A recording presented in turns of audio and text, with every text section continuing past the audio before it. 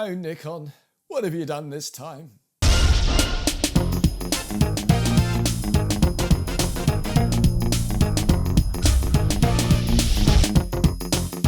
Hi, my name's Matt Widgery from mattwidgery.com. Yes, today it's the sad and all too familiar story about a Nikon product going wrong and needing to be sent back to Nikon to get it mended again. So for all of you poor unfortunate souls out there who've parted with quite a severe chunk of money to take ownership of your D750, if you have managed to weather the storms of the shadowing thingy it was doing before, the ghosting that it was doing, the flare thing, there's another sort of slap in the face, unfortunately. If your camera was manufactured between October and November of 2014, if you go to NikonUSA.com, there is a rather sad tale that they're telling you, which is you've got to send it in because there's another problem with them. You may have, if you've got a camera that's manufactured, you may have already discovered this.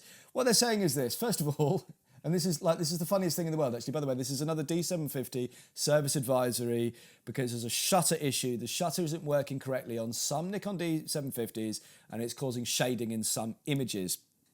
And so, Nikon, you've just played this all wrong. Like, you've got the service advisory to apologise, basically, for fucking up another camera. And and there's a big picture of the Nikon D750. And before it goes on to say that they've broken your camera, they say, thank you for choosing Nikon for your photographic needs. I mean, Nikon, like if you're putting a service advisory on for the camera, there's just a skinny winny outside chance that this customer that's reading this, his photographic needs are not being met by your camera.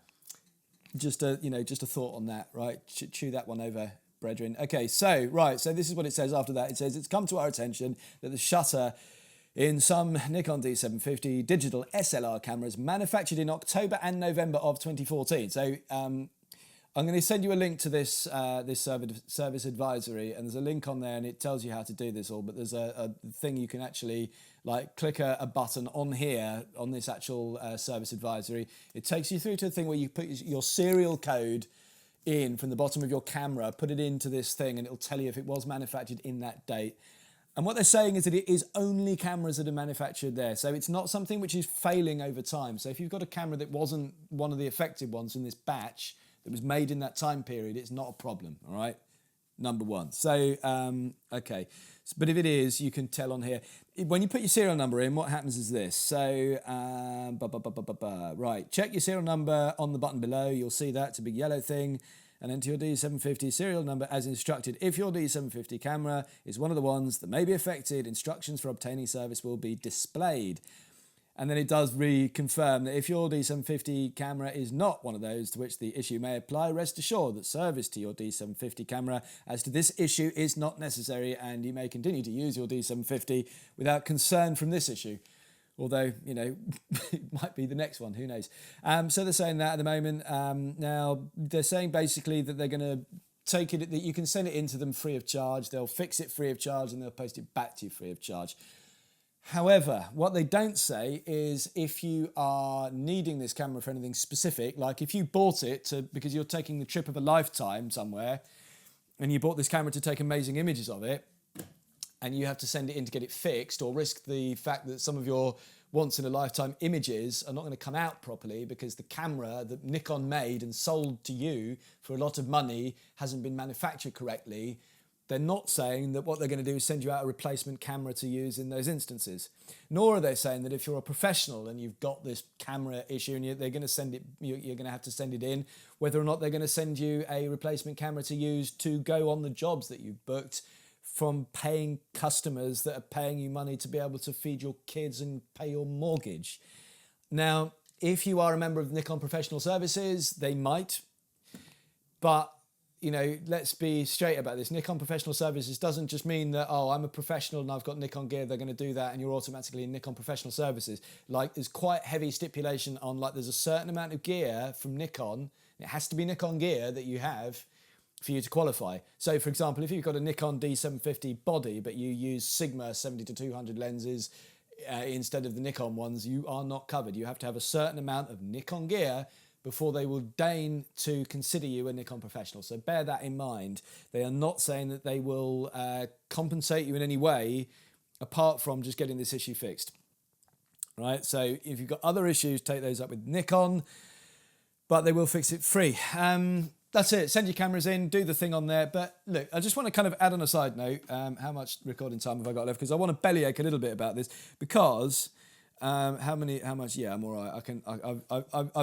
I've told you the information in 5 minutes. That's not too bad for me. I normally procrastinate a lot more than that.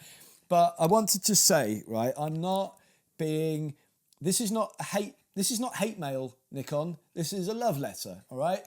I love Nikon as a company.